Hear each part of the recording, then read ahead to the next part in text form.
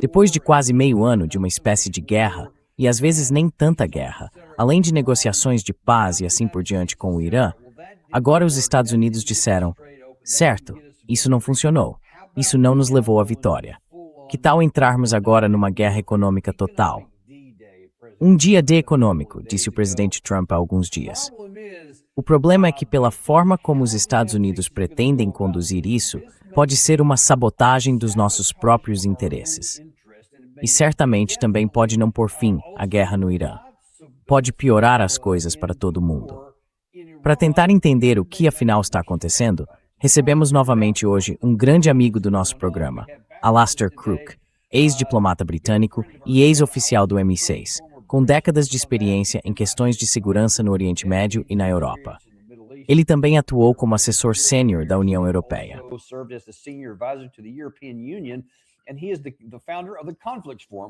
E ele é o fundador do Fórum de Conflitos, que acompanhamos bastante, e você também pode encontrá-lo no Substack. Alastair, seja bem-vindo de volta ao nosso programa. Muito obrigado. É ótimo estar de volta. Olha, cara, tem muita coisa acontecendo aqui. Há alguns dias, o presidente Trump publicou no Truth Social falando sobre o que seria o dia D econômico. Quer dizer, usando a imagem mais poderosa que ele podia na mente dos ocidentais, especialmente aqui nos Estados Unidos. Ele fez uma postagem longa e falou sobre como isso seria devastador, pior do que qualquer coisa que já foi feita. Pouco depois, Scott Bessent apareceu e disse que seriam as sanções mais incríveis que já impusemos contra qualquer país. Certamente isso vai colocá-los de joelhos. O que você diz sobre essa possibilidade?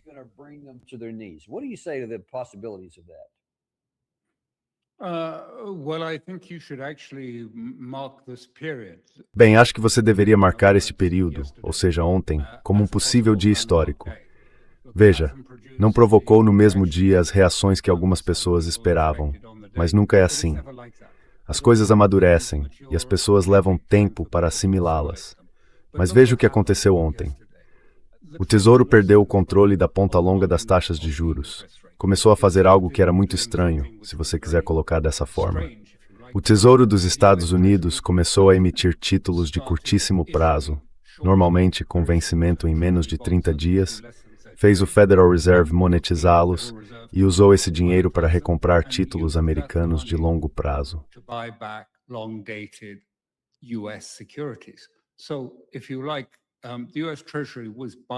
Então, se você quiser, o Tesouro dos Estados Unidos estava recomprando a própria dívida e usando dinheiro recém-emitido para fazer isso, o que, é claro, é altamente inflacionário.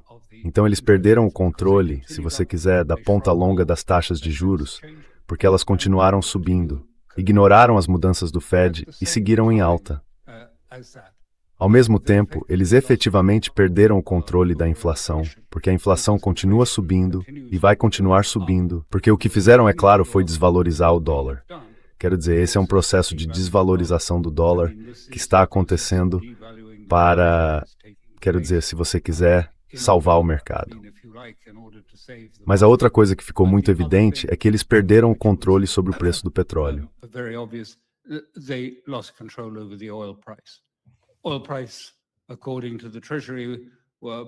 O preço do petróleo, segundo o Tesouro, por causa de todos esses navios meio furtivos, misteriosos, invisíveis, navegando por Hormuz, faria o preço do petróleo cair ou subir. Então é um dia bastante marcante. E é muito importante porque se perdeu o controle sobre os juros de longo prazo. Afinal, por um longo período, as taxas de juros de longo prazo vinham numa tendência de queda até 2008. E agora, recentemente, passaram por uma linha de tendência mais alta. Mas isso também está acontecendo no mundo todo. As taxas de juros de longo prazo estão subindo. Por que isso importa? Bem claro, em primeiro lugar, isso afeta as hipotecas das pessoas e coisas do tipo.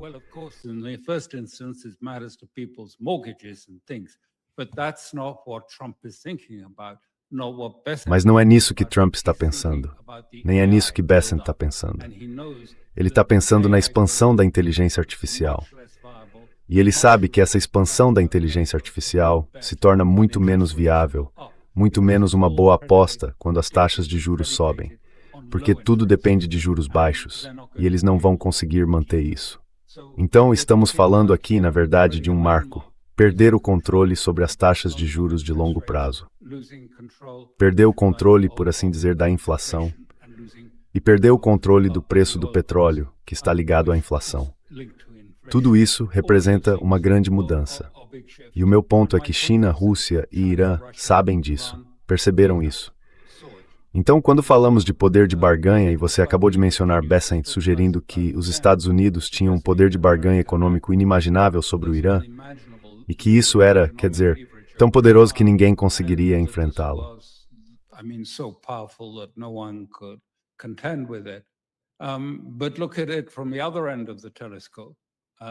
Mas olhe por outro lado. Olhe pela perspectiva da China, da Rússia ou do Irã. E o que eles veem? Eles veem um tesouro que está perdendo o controle da política econômica. Um tesouro que não sabe o que fazer em seguida, que está tentando manter a bolha da IA e a bolha do mercado de ações inflada. E onde está a vantagem? Bem, nesse contexto, a vantagem, na verdade, está trabalhando contra Bessent e o Tesouro dos Estados Unidos, porque são eles que estão em sérios apuros. Claro, quero dizer, há coisas que os Estados Unidos podem fazer. Podemos discutir isso. Coisas que eles podem fazer para prejudicar o Irã. Não de uma forma estratégica, mas é claro, para tornar a vida mais difícil para os iranianos comuns. Quero dizer, essa política serve para prejudicar as pessoas comuns. Esse é o objetivo das sanções. Sempre foi esse. Tornar a vida miserável para as pessoas comuns.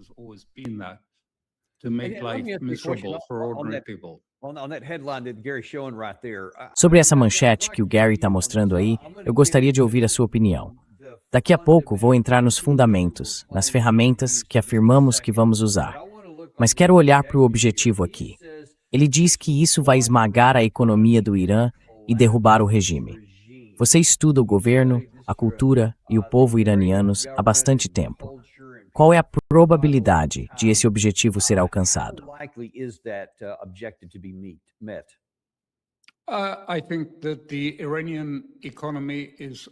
Acho que a economia iraniana é muito mais resiliente do que as pessoas reconhecem. Ela é resiliente. E também acho que as ameaças, quer dizer, na verdade, ao que elas se resumem, e é importante destacar isso, é que a única forma de essas ameaças terem credibilidade real para o Irã é se envolver em sanções contra a China, sanções contra as refinarias independentes, que são as principais compradoras de petróleo iraniano, e se também sancionarem os bancos chineses que financiam essas refinarias para financiar a compra de petróleo iraniano. E esse petróleo iraniano geralmente é vendido em renminbi e vai para contas especiais e fechadas na China. Essas contas fechadas na China não entram, de forma alguma, no sistema do dólar. São mantidas isoladas dele, para que esse dinheiro possa ser usado para outros fins.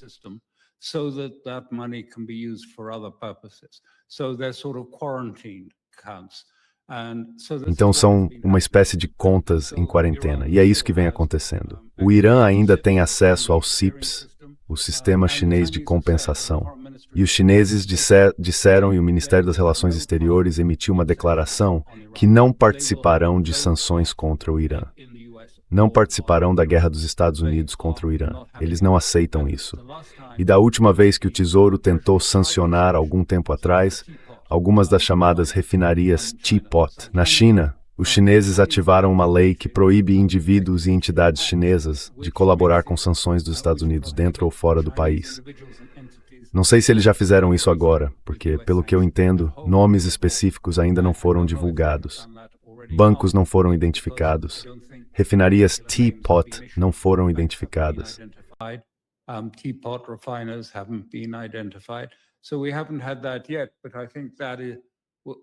Então ainda não tivemos isso, mas acho que os chineses quase certamente vão resistir. Eles não vão aceitar isso. Sem a participação chinesa, a coisa parece bastante vazia. Com a participação chinesa, é um projeto muito sério. Sem ela, pode ser, digamos, um daqueles projetos que, de alguma forma, na manhã seguinte, você começa a esquecer, porque não é muito sério. Passando, então, à situação iraniana, ela é diferente. Em 2015, quando, digamos, o JCPOA entrou em vigor, ele foi, como você deve lembrar, respaldado no Conselho de Segurança por uma resolução do Conselho de Segurança. Isso significa que, naquela época, o governo dos Estados Unidos havia persuadido a China e a Rússia a aderir a ele e a sancionar o Irã, e a sancionar o Irã de várias maneiras.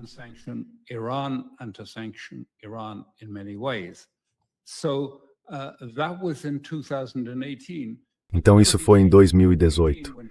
Mas tudo mudou em 2018, quando Trump saiu do JCPOA. E depois disso, o JCPOA deixou de existir. E agora nem a China, nem a Rússia, nem outros estados que assinaram originalmente o JCPOA estão mais obrigados a aplicar sanções por causa da saída dos Estados Unidos do acordo. E de fato há muitas formas de fazer isso. Quer dizer, o Irã tem muitas maneiras de contornar as sanções. Antes de a guerra começar, colocou no mar uma grande quantidade de petróleo, cerca de 120 a 140 milhões de barris, e vem vendendo esse petróleo a preços mais altos do que se esperava. E ainda tem, acredito, cerca de 83 milhões de barris no mar, que pode vender.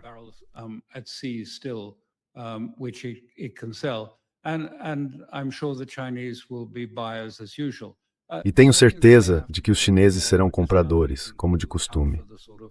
Os iranianos talvez tenham de dar um desconto um pouco maior por causa da atual hostilidade dos Estados Unidos, porque os chineses são negociadores duros. Mas, fora isso, quer dizer, tenho certeza de que vai vender. A outra parte dessa equação é que, sabe, nem tudo gira em torno da receita do petróleo. Eles não estão bloqueando tudo no Irã, porque o Irã tem corredores abertos, corredores terrestres, corredores que não bloqueados. São os corredores que vão do Cáspio à Rússia, seguem pela Rússia, pela rede ferroviária russa, e sobem pelo rio Volga até a região centro-norte.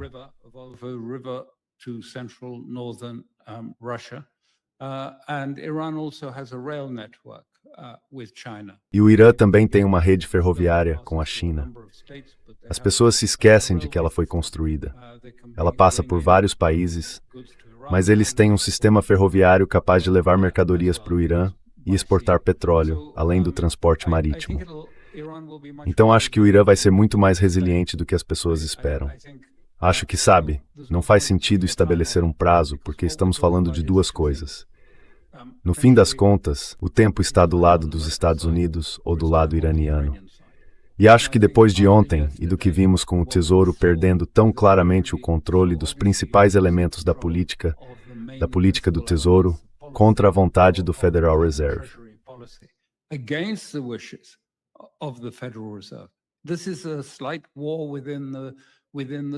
Esta é uma pequena guerra dentro do sistema. Foi o Tesouro dos Estados Unidos tentando, de certa forma, comprar títulos de longo prazo sem o Federal Reserve. Algo muito incomum, porque a política monetária é responsabilidade, por mandato, do Federal Reserve. O Tesouro não deveria fazer política monetária, e o Federal Reserve está mais interessado em manter os juros elevados. Não altos demais, mas eles estão preocupados com a inflação. Certamente não são favoráveis à tentativa de Bessent de reduzir bastante os juros. Então, há uma tensão interna aí. Então, acho que, se quiser colocar assim, os Estados Unidos estão apostando tudo numa solução rápida no Irã.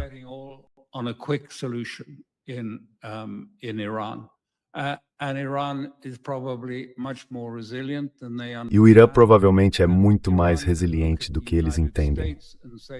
E o Irã pode olhar para os Estados Unidos e dizer que eles são mais vulneráveis. Então vamos aumentar a pressão sobre os Estados Unidos. Eles estão aumentando a pressão sobre nós financeiramente. Nós vamos aumentar a pressão sobre os Estados Unidos militarmente. Vamos manter a guerra em andamento. E na medida em que eles nos prejudicarem economicamente, vamos prejudicar os Estados Unidos na mesma proporção, atacando e destruindo, se preferirem, a infraestrutura econômica que existe no Golfo, na medida em que o Irã esteja sendo prejudicado por sanções econômicas. Então, é uma questão entre os dois.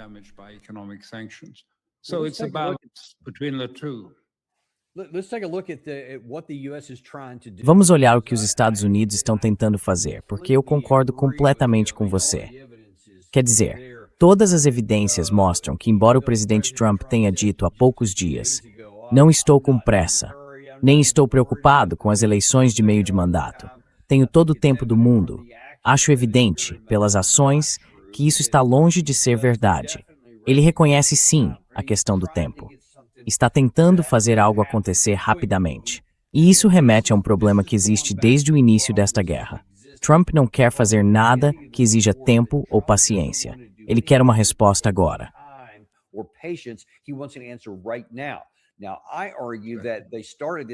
Eu argumento que eles iniciaram essa operação ofensiva em 28 de fevereiro deste ano, com uma compreensão muito superficial de como o Irã realmente funciona.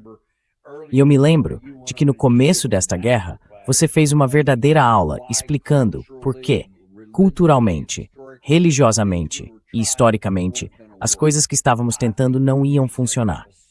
Acho que estamos preparando um desastre semelhante para nós mesmos na frente econômica. E aqui temos um ex-comandante do Comando Central dos Estados Unidos, o General Vattel, explicando como esses fatores econômicos vão funcionar. E para mim, eles são tão irreais quanto eram os objetivos militares em fevereiro.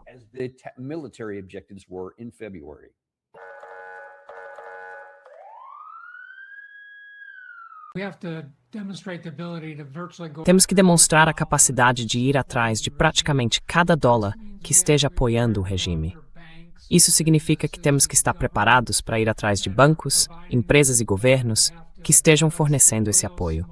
Temos que enfrentar o contrabando de petróleo, as trocas de moeda, as transferências de dinheiro, os registros de navios, todas as outras atividades da zona cinzenta que estão ocorrendo e que mantém esse governo no Irã protegido e no poder. E acho que isso exige não apenas esse sustentáculo militar de que falamos, mas também uma colaboração realmente forte em todo o governo dos Estados Unidos. Exige boa comunicação e planejamento com nossos parceiros, não só na região, mas também internacionalmente. Vamos ter que exercer alguma paciência nisso. Vai levar tempo. É preciso ter paciência política. E acho que isso começa garantindo que continuemos a transmitir uma mensagem muito clara sobre o que estamos tentando fazer e que sejamos muito disciplinados nesse sentido.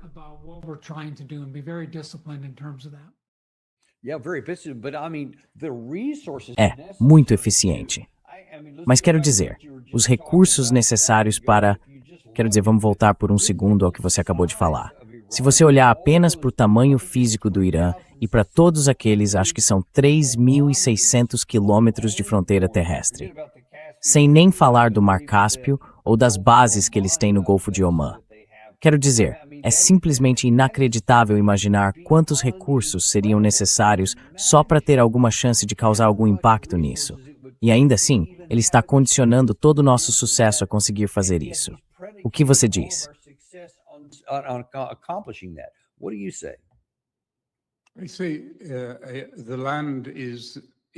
Veja, os corredores terrestres são a vulnerabilidade de todo esse projeto. Os corredores terrestres existem. Os materiais entram por esses corredores. Há 6 corredores ligando o Paquistão. O Paquistão vai se voltar contra o Irã? Acho altamente improvável, porque o Irã tem influência sobre o Paquistão, caso isso aconteça. Não se esqueça de que quando o líder supremo foi morto, em 28 de fevereiro, os tumultos no Paquistão foram intensos. Eles incendiaram o consulado americano. Foi algo muito violento e forte. Há uma grande comunidade xiita no Paquistão, bastante militante. E elementei no Paquistão um elemento Baluchi que se estende até o Irã.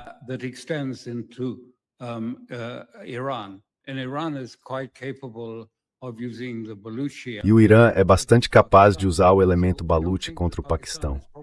Então não acho que o Paquistão vá, provavelmente, aderir às sanções ou tentar interromper os corredores terrestres.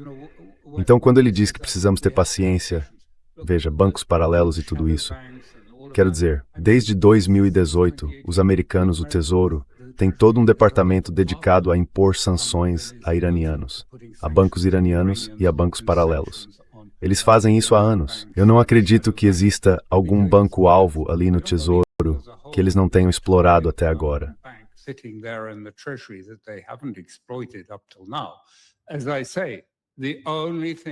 Como eu digo, a única coisa que faria isso funcionar, eles não podem mexer com a China, porque a China pode reagir com muita força no que diz respeito às terras raras usadas em componentes tecnológicos. E ela já fez isso antes, e pode fazer de novo. E a China disse que não vai apoiar uma guerra econômica contra o Irã. A Rússia também não, nem alguns outros estados que desaprovam isso. E isso vai ser contraproducente para os Estados Unidos. O senador está falando, vamos simplesmente confiscar tudo. Vamos pegar as carteiras deles, as carteiras de criptomoedas. Na verdade, provavelmente eles estão digitando a senha neste exato momento, só para descobrir que eu a roubei. Bem, você sabe o efeito que isso vai ter. E isso é contraproducente.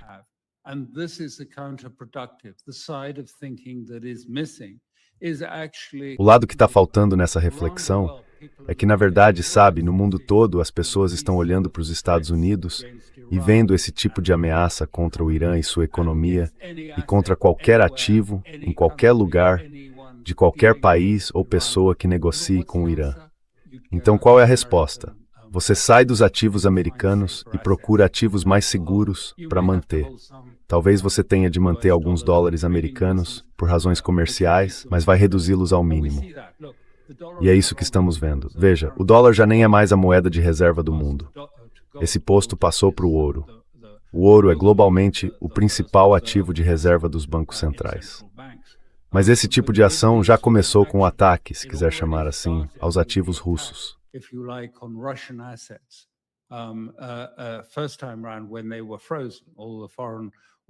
Na primeira vez, quando foram congelados, todos os ativos estrangeiros da Rússia foram ilegalmente roubados e congelados pelos Estados Unidos. E todo o sentido de confiança, que é a base do dólar e do seu amplo uso, não se tratava de nada além de confiança. Era a ideia de que se você tivesse um dólar, tinha algo seguro, que podia ser convertido e trocado, e que era um ativo real, ou agora é algo que, ao bel prazer de um presidente, pode simplesmente ser tomado e confiscado, suas criptomoedas, tudo mais, quaisquer ativos que você tenha. Acho que isso vai ter um grande efeito contraproducente sobre a posição do dólar. E não surpreendentemente o que vimos depois de ontem. Vimos ontem o dólar se enfraquecer de forma bastante severa.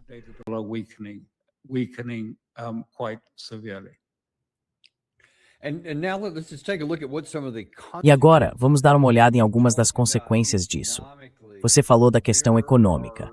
Há outras consequências, eu diria, relacionadas à economia, e uma delas envolve o fluxo de energia. Agora, vou mostrar uma coisa aqui. Ontem na Fox News, o coronel Jernigan afirmou que, nós estamos basicamente no controle do Estreito de Hormuz. De fato, há tanto petróleo passando por ali, o que ecoa o que o presidente Trump disse. Foi assim que essa conversa aconteceu.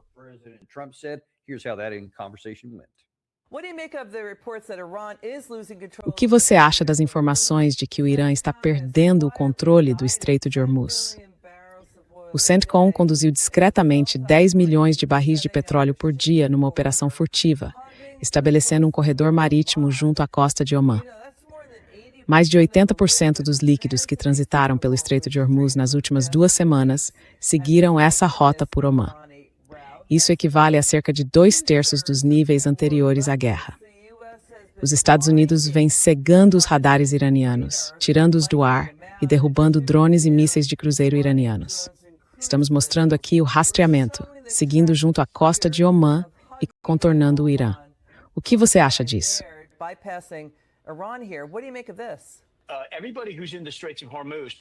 Todos que estão no Estreito de Hormuz, especialmente os militares dos Estados Unidos, sabem que os iranianos não têm controle sobre ele e não o fecharam.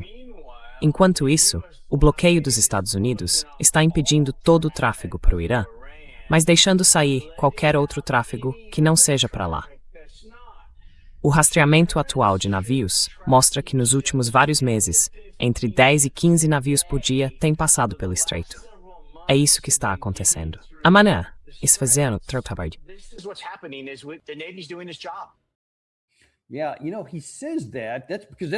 Sabe, ele diz isso porque é o que o governo está dizendo. Mas quando você olha os números reais, isso é da Kepler. E, aliás, eles não são ignorantes. Eles entendem que muitos desses navios estão desligando seus transponders. Eles têm meios de acompanhar isso.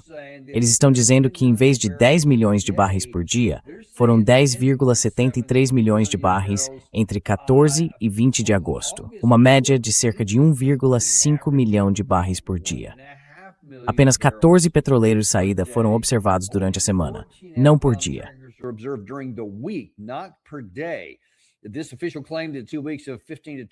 Essa alegação oficial de que durante 2 semanas, de 15 a 20 petroleiros por dia, entravam e saíam de Hormuz todas as noites, não é confirmada pelas evidências.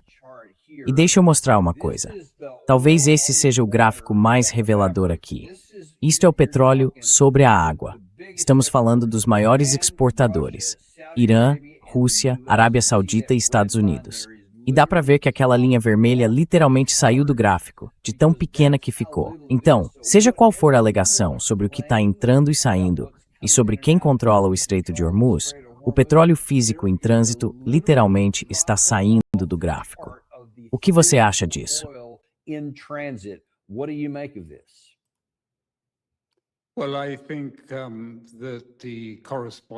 Bem, eu acho que o correspondente que você citou está falando um completo absurdo. O Estreito de Hormuz, nunca atravessei o Estreito, mas estive em Hormuz, na ilha de Karg e em outros lugares. Mas o Estreito tem 20 quilômetros de largura. Quanto dá isso em milhas? Não tenho muita certeza, mas não é muito.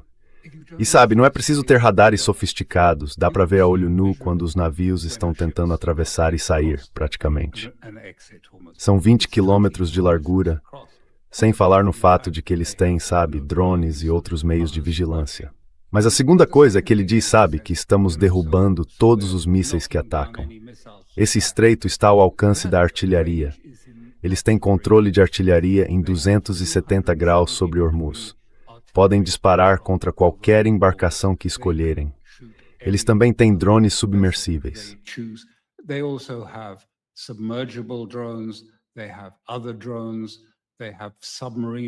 Eles têm outros drones, têm submarinos, mini-submarinos em Hormuz. Quer dizer, tudo isso é absurdo. Houve algumas embarcações que passaram, em grande parte porque o Irã não quis fechar completamente o estreito. Mas a maior parte do tráfego tem passado pela rota iraniana, e isso tem ido para a China, predominantemente para a China. Parte tem ido para outros países, incluindo o Paquistão, e também tem ido para países asiáticos. Até o Japão tem tentado fazer o tráfego passar. Então não, isso não faz sentido. Como eu sempre disse, Hormuz está aberto ou fechado? Bem, não é nenhuma coisa nem outra. Está majoritariamente fechado. Mas certamente, se você está falando de quantas embarcações podem sair por outra rota que não a iraniana, estamos falando de números minúsculos. Números minúsculos.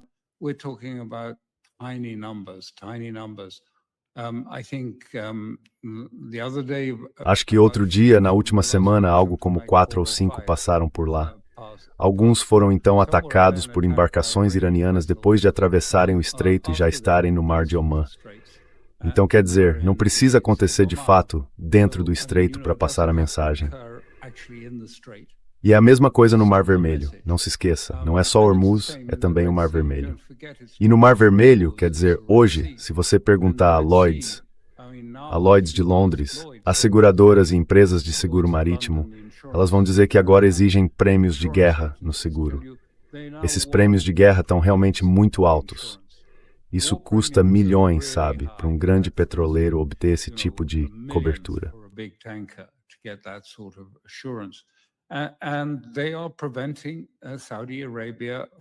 E eles estão impedindo a Arábia Saudita de exportar.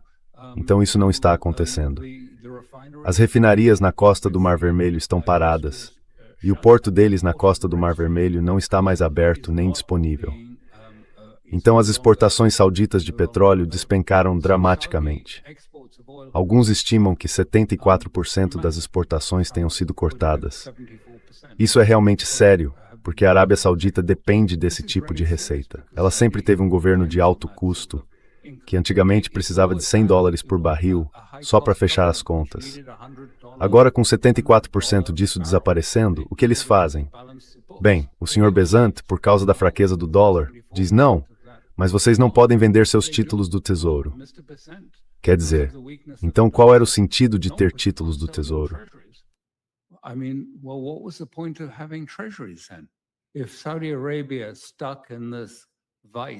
Se a Arábia Saudita fica presa nesse aperto entre não poder vender seus títulos do Tesouro americano e não poder vender seu petróleo, quer dizer, o que ela faz? São esse tipo de circunstâncias que estão sendo criadas. E sabe, não acho que os sauditas vão defender uma guerra maior contra o Irã, porque eles sabem que os iemenitas acabaram de atacar mais uma vez a refinaria de Jizan. Yanbu, o porto, não está funcionando.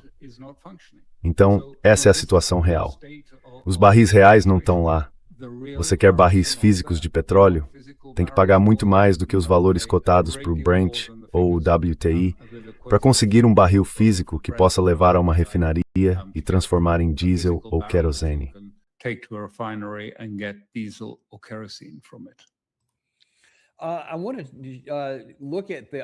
Quero olhar para o outro lado dessa equação. Falamos sobre o que os Estados Unidos estão fazendo e planejando fazer contra o Irã, o que querem alcançar. Mas vamos olhar para o outro lado disso. Quero dizer, esse tipo de sanção econômica é simplesmente um ato categórico de guerra. Historicamente, é preto no branco, não há dúvida sobre isso. Então, se um país está sendo submetido a isso, é de se esperar algum tipo de retaliação ou resposta. Daniel Davis, que eu acho que é um dos melhores analistas hoje sobre toda a questão do Oriente Médio, fez uma pergunta esta manhã na conta dele no X. Ele disse, como essa escalada poderia se apresentar?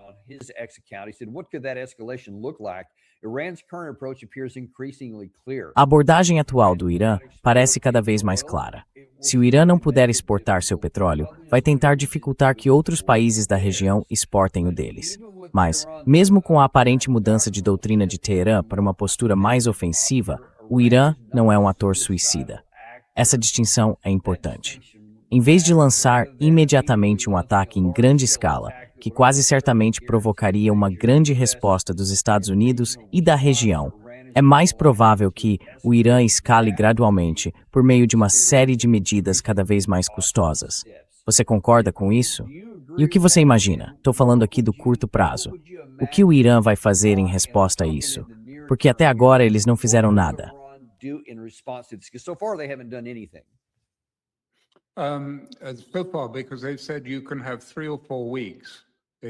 Porque eles disseram, vocês têm 3 ou 4 semanas. Disseram isso ao governo dos Estados Unidos. Se vocês não aceitarem os princípios iranianos, por assim dizer, de desescalada que foram estabelecidos no memorando de entendimento, e se não aceitarem isso nas próximas 3 ou 4 semanas, nós vamos começar a escalar.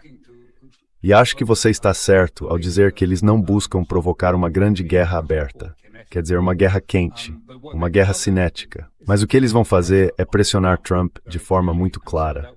E isso vai significar um maior estrangulamento em Hormuz, um maior estrangulamento no Mar Vermelho. E na medida em que houver danos causados ao Irã, eles responderão, causando um certo nível de dano às, por assim dizer, capacidades e à infraestrutura de longo prazo do Golfo.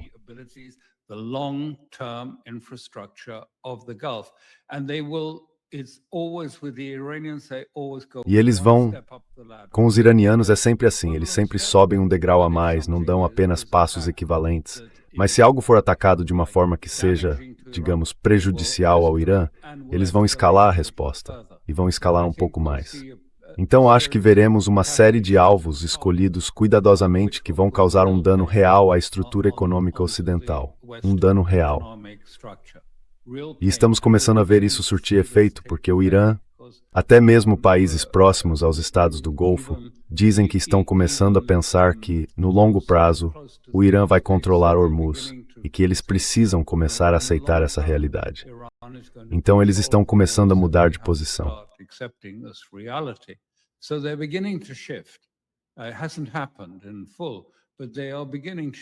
Isso ainda não aconteceu por completo, mas eles estão começando a mudar de posição, porque conseguem ver que os sinais são claros e querem manter parte da infraestrutura intacta. Mas, quero dizer, parte dessa infraestrutura será alvo do Irã. E sabe, se os Estados Unidos levarem isso longe demais, a situação vai se aproximar cada vez mais de um processo de destruição mútua assegurada. Vocês destroem nossa economia. Nós destruímos a infraestrutura energética vital de vocês nos estados do Golfo. Essa é a lógica que eles vão seguir.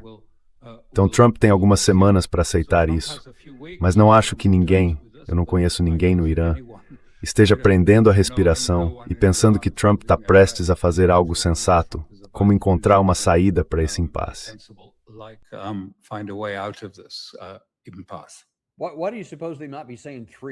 Por que você acha que ele pode estar falando em 3 semanas? Porque eu acho que você tem razão. Não acho que alguém no planeta pense que o Trump vai mudar de ideia ou algo assim. Ele acabou de impor todas essas sanções econômicas. Então, da perspectiva dele, vamos ver se isso funciona. Ele nem consideraria recuar em nada agora. Você acha que isso pode ser porque o Irã, seja lá o que estiver planejando fazer, precisa de mais 3 semanas de tempo para se preparar?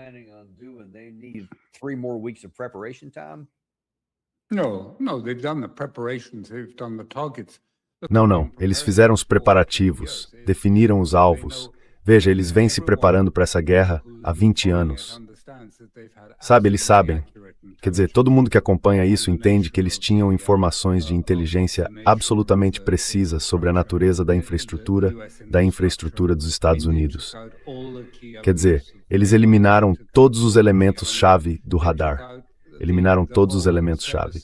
Eliminaram todo o centro de serviços, manutenção e recursos da Quinta Frota.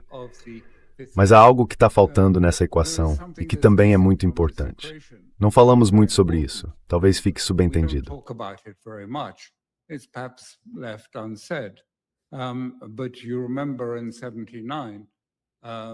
Mas você se lembra de 79.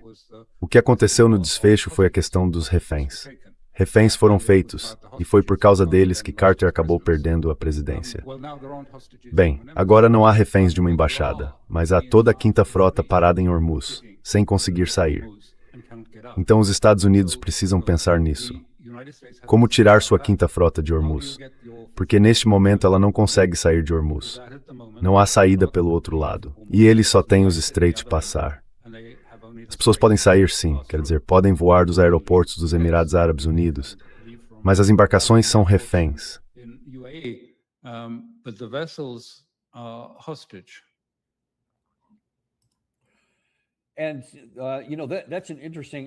E sabe, isso é interessante. Primeiro, eu realmente não sabia que ainda havia navios lá dentro. Imagino que esse seja outro ponto de pressão que o lado iraniano tem. Vamos ver se eles tiram proveito disso. Quero mudar um pouco de assunto aqui, ou talvez mais precisamente, ampliar a perspectiva. Estamos falando de petróleo, de quanto há no mercado e do que isso está fazendo com o preço do petróleo, da gasolina e de tudo mais. Diesel, combustível de aviação e por aí vai. Mas essa não é uma questão que dá para analisar isoladamente, porque ao mesmo tempo há outro fator afetando a oferta no mundo todo. E Troy Eckhart, que tem 40 anos de experiência como executivo no setor de petróleo, explica isso.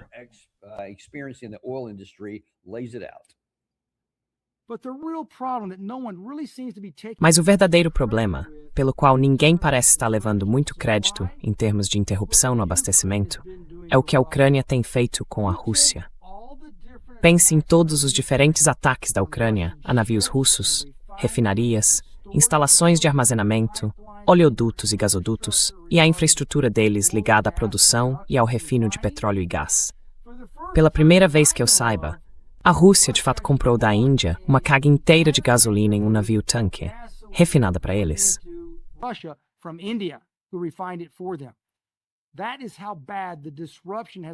Esse é o tamanho da interrupção que houve na Rússia, que é uma das principais produtoras não só de petróleo bruto, mas também de produtos refinados. Então, em vez de distribuir e fornecer a outros países o que eles precisam em termos de petróleo e produtos refinados, a Rússia está tendo de comprar isso de outros países. Ninguém fala disso. Some essa interrupção na oferta, a continuidade do fechamento do Estreito de Hormuz, como está hoje. Ele não está parcialmente aberto, nem totalmente aberto. Está aberto de forma disfuncional. E essa disfunção pode acrescentar de 10 a 30 dólares por barril.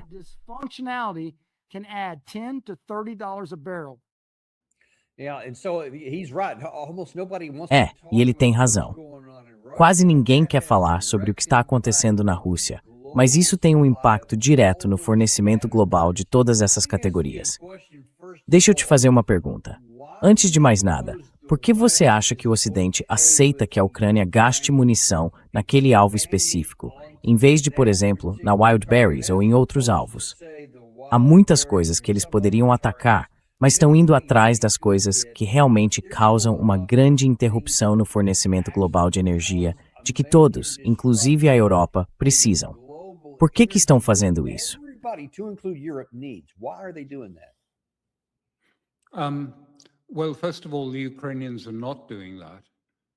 Bem, antes de mais nada, os ucranianos não estão fazendo isso. Quer dizer, acho que há um mal-entendido aqui. Sim, eles atacaram certas refinarias na Rússia. Atacaram uma instalação militar, bem no interior da Rússia, que é a base de onde, por assim dizer, partem os foguetes que lançam satélites em órbita. E a questão dos ataques a essas refinarias é: eles realmente afetaram a situação? Bem, houve uma certa escassez, bastante temporária, de produtos refinados, como gasolina e diesel.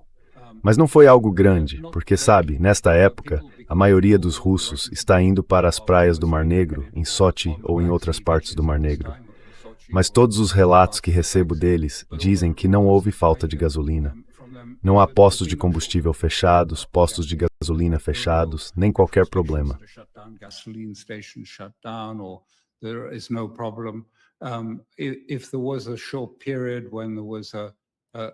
Se houve um curto período em que havia fila para comprar gasolina, quer dizer, isso é verdade. Mas isso também já aconteceu no passado. Sempre há uma época em que a Rússia entra no período de manutenção das refinarias. E isso pode coincidir com o pico do turismo russo. Pode haver um período em que as filas nos postos de combustível, postos de gasolina, fiquem um pouco mais longas. Então, o que a Ucrânia está fazendo é, na verdade, muito performático. Quer dizer, eles enchem as ogivas com querosene. Então há muita fumaça preta. Mas as ogivas desses drones são pequenas, causaram poucos danos e normalmente os danos às refinarias são reparados bem rápido.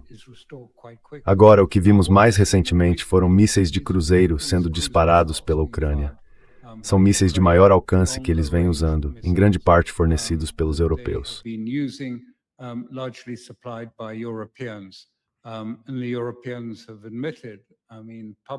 E os europeus admitiram, quer dizer, publicamente.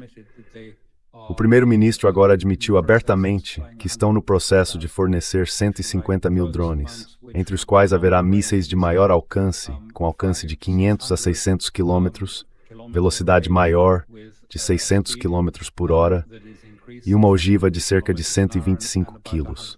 Ou seja, não é o tipo de ogiva de 10 ou 20 quilos do período anterior.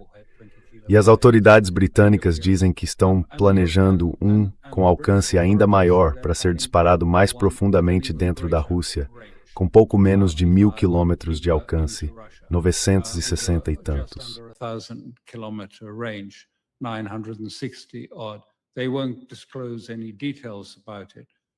Eles não divulgam nenhum detalhe sobre isso, mas está sendo fabricado por outra empresa no Reino Unido. Acho que essa é uma estratégia tão perigosa que os europeus pensam que ao disparar esses mísseis contra... E não se esqueça, os alvos nesse período recente não foram as refinarias, nem, por assim dizer, o abastecimento de combustível da Rússia, nem alvos militares.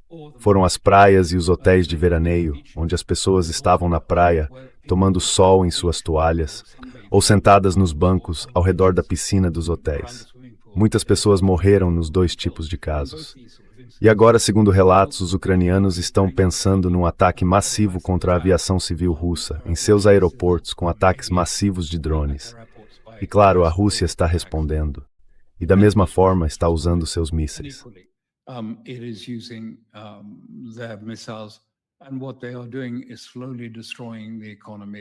E o que eles estão fazendo é destruir lentamente a economia da Ucrânia.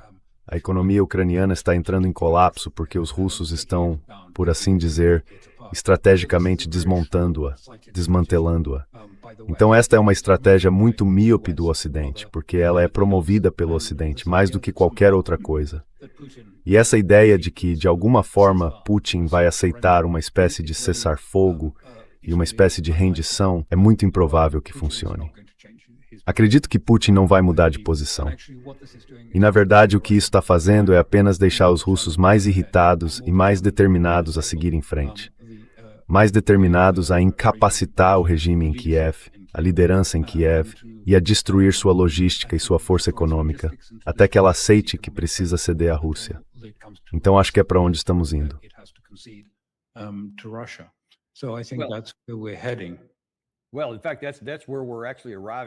Bem, na verdade, é exatamente a isso que estamos chegando agora. Vamos olhar algumas notícias dos últimos dias.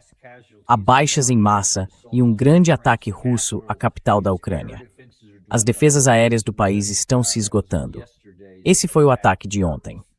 Yulia Mendel, ex-porta-voz de Zelensky nos primeiros anos de seu governo, de certa forma se voltou contra ele, porque vê o país sendo destruído. Ela escreve que o Ministério da Agricultura da Ucrânia acabou de admitir que o setor agrícola está em situação pior agora do que nos dias mais sombrios da primavera de 22. Os portos estão bloqueados. Não restam reservas. Os agricultores estão sobrevivendo sem nenhuma margem.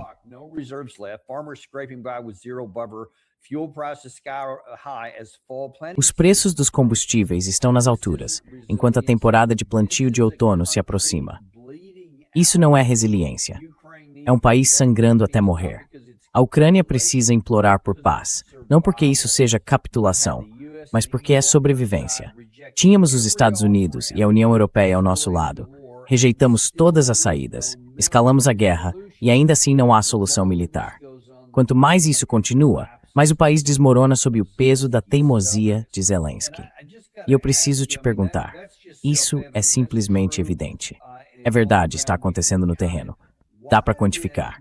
Então por que, diante dessa realidade, temos Andy Burnham, o novo primeiro-ministro do Reino Unido, sem sequer pensar em recuar ou fazer algo diferente, mas dando apoio irrestrito, 100% à Ucrânia? O que você acha disso?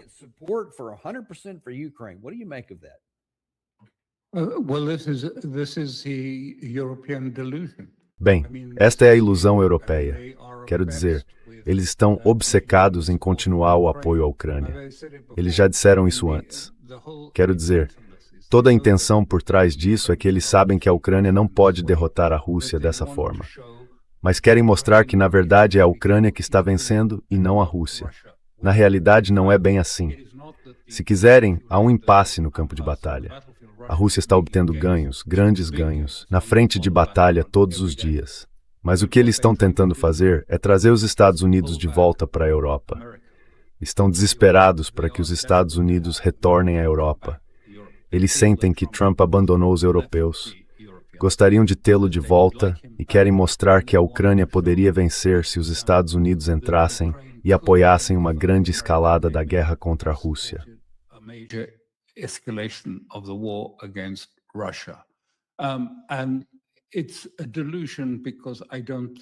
E isso é uma ilusão, porque eu não acho que haja qualquer chance de os Estados Unidos caírem nessa ou fazerem isso.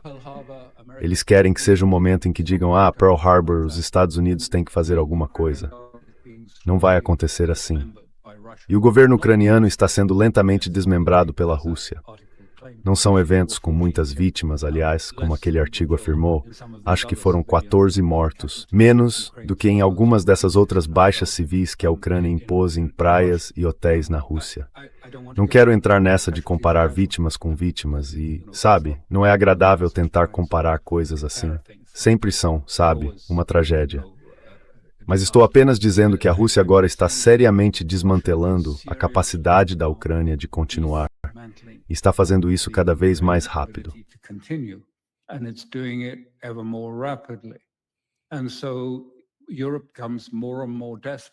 E assim, a Europa fica cada vez mais desesperada. Eles querem manter a Ucrânia como uma espécie de zona tampão por procuração entre a Europa e a Rússia, que possam reativar daqui a alguns anos para atacar a Rússia. E a Rússia não vai permitir que isso aconteça. E nesse caso, a Rússia tem as cartas na mão. E a Ucrânia está, aos poucos, perdendo uma carta após a outra. Toda essa questão dos ataques com drones, que foi muito promovida recentemente pela imprensa ocidental, é mais uma vez um exercício de relações públicas. Sempre foi planejada para dizer, sabe, vocês achavam que a Rússia, por ser uma potência maior, inevitavelmente venceria esse conflito. Mas olhem só, a corajosa Ucrânia está disparando todos esses mísseis contra a Rússia, e os russos estão aterrorizados e com medo disso. Então Putin terá de ceder. Ou talvez Putin seja tirado do cargo nas eleições que estão chegando.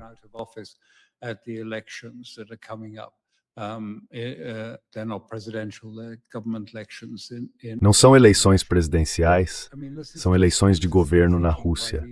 Bom, quero dizer, isso é puro pensamento fantasioso dos europeus. Não tem conexão com a realidade. É só, quero dizer, são o mesmo tipo de fantasias.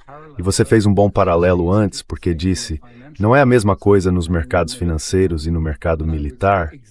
E eu diria exatamente. Então, quando ouvimos, sabe, Bessent e porta-vozes em Washington dizendo, o Irã está desmoronando, está por um fio. E nós, sabe, 40 petroleiros estão passando todos os dias por Hormuz. Está aberto. Nós controlamos Hormuz, controlamos absolutamente.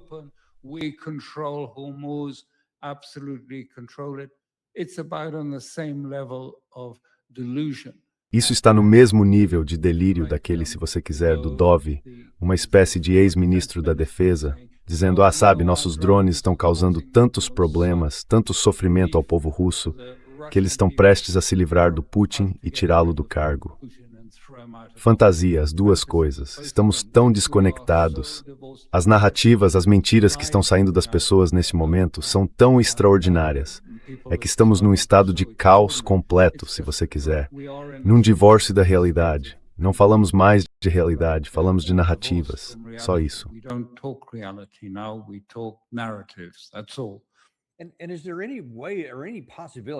E existe alguma forma, alguma possibilidade? Quero dizer, eu acabei de mostrar o novo primeiro-ministro, Andy Burnham, que teve a chance, como um rosto novo, de chegar e apresentar uma política nova. Mas em vez disso, ele literalmente dobrou a aposta em tudo mais e, categoricamente, 100%, vamos apoiar e assim por diante. Mas em algum momento, as limitações físicas e os custos para a Europa não precisam começar a entrar na conta? Quero dizer, nós já vimos a questão da energia.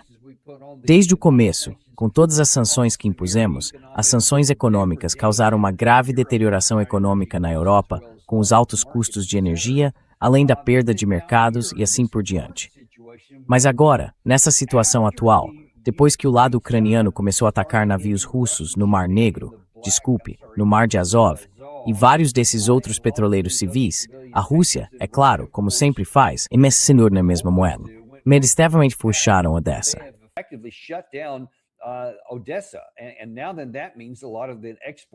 E agora isso significa que uma grande parte dos grãos destinados à exportação entrou em colapso. Isso foi publicado ontem no Zero Hedge. Eles disseram que o movimento de alta nos preços agrícolas, acompanhado pelos preços à vista da Bloomberg, deveria estar acendendo o alerta da inflação. Você falou sobre isso antes. Quem imaginaria que isso também viria do setor agrícola? O rompimento acontece apenas uma semana depois de analistas do JP Morgan alertarem que a próxima crise alimentar global poderia se materializar já no ano que vem.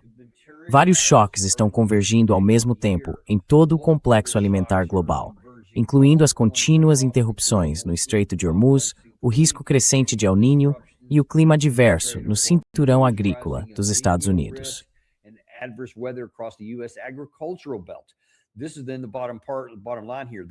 Então essa é a parte mais básica do ponto central aqui. Esta nota se concentra em outro gargalo emergente, o celeiro da Europa, onde ataques cada vez mais intensos na guerra entre Rússia e Ucrânia fecharam terminais essenciais de exportação de grãos no Mar Negro. Isso tem implicações diretas, econômicas e alimentares, de forma fundamental para a própria Europa. E veja, isso está nas manchetes, sabe? Bloomberg, veículos dos Estados Unidos e assim por diante. Não é algo marginal. Definitivamente não é uma alegação do lado russo.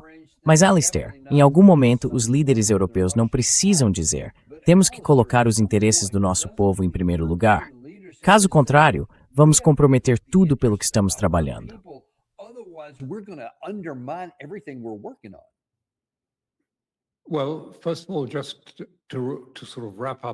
Bem, antes de mais nada, só para concluir esse ponto, você disse que a Rússia transformou a Ucrânia em um país sem saída para o mar. Ela não tem mais nenhuma capacidade de exportar seus grãos. Simplesmente não consegue. E o setor agrícola, que é um dos setores-chave da economia ucraniana, além do aço, está entrando em colapso. A economia agrícola está entrando em colapso. Essa foi a consequência de eles atacarem esses navios no Mar de Azov. Quando você fala dos líderes europeus, vamos olhar um pouco. O que aconteceu, você sabe, no fim do período de Starmer no cargo? Você percebeu que houve um intervalo considerável até que um novo primeiro-ministro de fato assumisse o cargo.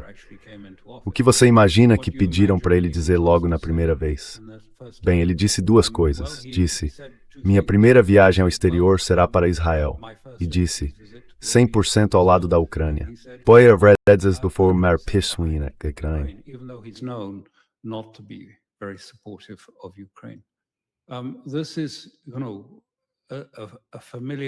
Isso é algo conhecido do qual os americanos também têm plena consciência. Acima do nível do governo visível, do governo evidente do momento, que foi eleito e colocado no poder, existe outro, com outros interesses e outros processos dos quais não estamos totalmente alheios. Isso não é novidade. Isso vem de muito, muito, muito tempo atrás. Então sim, você não deveria se surpreender. Sabe, o interesse de longo prazo de uma importante facção dos interesses econômicos europeus sempre buscou, há muito tempo, o desmembramento da Rússia. Isso não é novo. E primeiros ministros e outras pessoas, às vezes, são forçados a ceder a esses interesses e a esses objetivos de longo prazo, que existem há mais de 200 anos, financiando guerras contra a Rússia e lucrando com guerras contra a Rússia. Por que hoje seria tão diferente?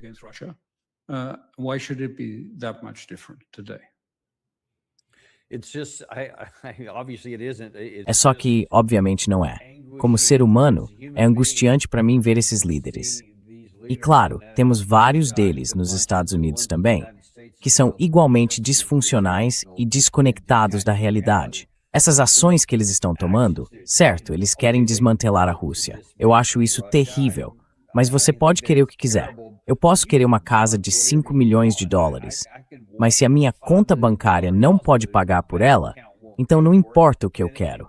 E isso não parece afetar as pessoas do alto escalão aqui. Na tentativa de conseguir o que querem, elas estão literalmente sabotando todos nós.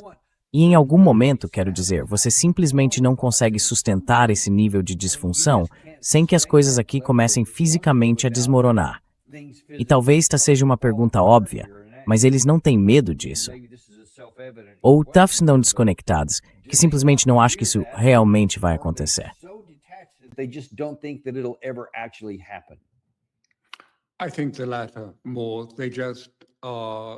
Acho que é mais a segunda opção. Eles não conseguem imaginar um mundo em que os Estados Unidos não sejam capazes de determinar as políticas e as estruturas econômicas do mundo e consideram isso impossível. E muitos líderes europeus lucram com isso. Eles pegam carona em pessoas que fazem parte dessa estrutura, suas carreiras avançam e eles seguem adiante, enriquecendo por pegar carona em pessoas que acreditam ser impossível imaginar um mundo em que o Ocidente não controle e administre o futuro desse mundo. E é exatamente por isso que temos essa grande dificuldade, e por que eles não vão dizer isso. A pergunta é, o que muda isso? Bem, no fim das contas, é a dor.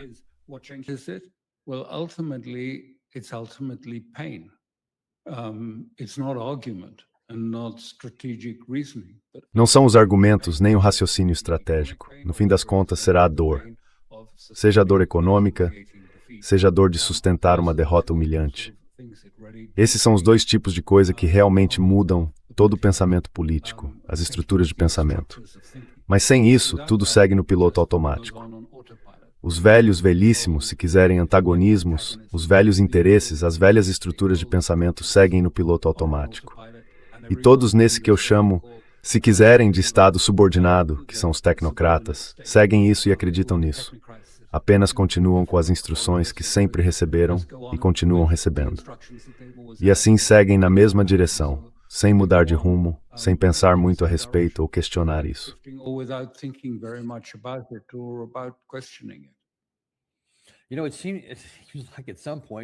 Sabe, parece que em algum momento, e essa é a última pergunta que tenho para você, essas elites na Europa deveriam pensar, certo, eu entendo.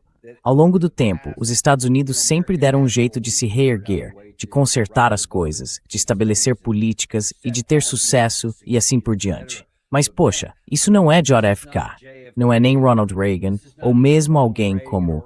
Bem, você pode preencher a lacuna, talvez até Barack Obama. Estamos falando de Donald Trump, que claramente está se deteriorando psicologicamente. Quer dizer, basta olhar para uma série de coisas. Por que eles colocariam suas esperanças nesse sujeito, achando que ele seria capaz de tirá-los dessa enrascada?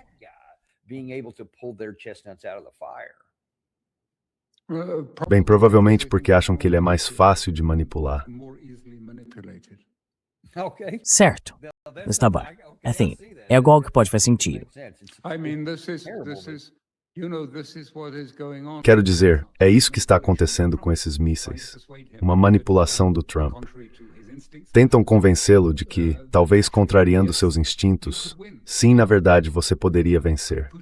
Poderia fazer Putin dizer, podemos ter um cessar-fogo amanhã.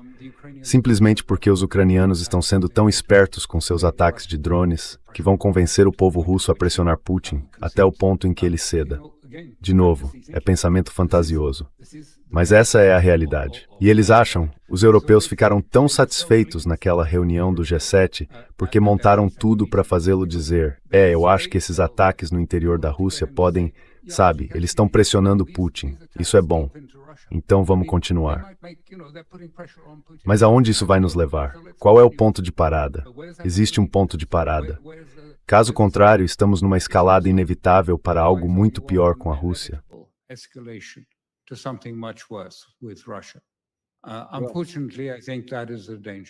Infelizmente, acho que isso é um perigo. Eu não tinha pensado nisso, mas é totalmente plausível e faz sentido, de um ponto de vista meio distorcido. Porque toda essa ilusão simplesmente continua.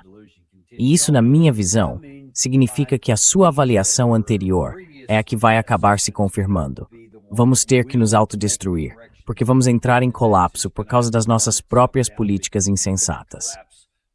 Mas é onde estamos. E às vezes, essa dor é o que é necessário para fazer correções. Vamos ter que torcer para que ela não seja grande demais.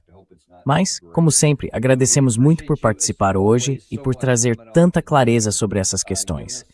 E pessoal, recomendo que vocês acessem o Conflicts Forum em conflictsforum.substack.com para ver mais textos do Sr. Crook. Ele escreve todo tipo de coisa regularmente e vocês certamente vão querer ler. Muito obrigado por participar hoje. E o prazer é meu. Obrigado por Harbor nesse programa. Obrigado. E nós também agradecemos a vocês. Daqui a cerca de 22 minutos teremos outro programa com Matt Bracken, hoje às 12h30 da tarde.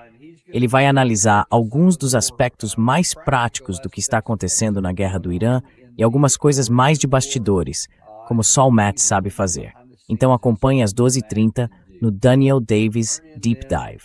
Até lá. Vocês sabem que não temos patrocinadores porque odiaríamos encher vocês de anúncios. Eu não gosto deles.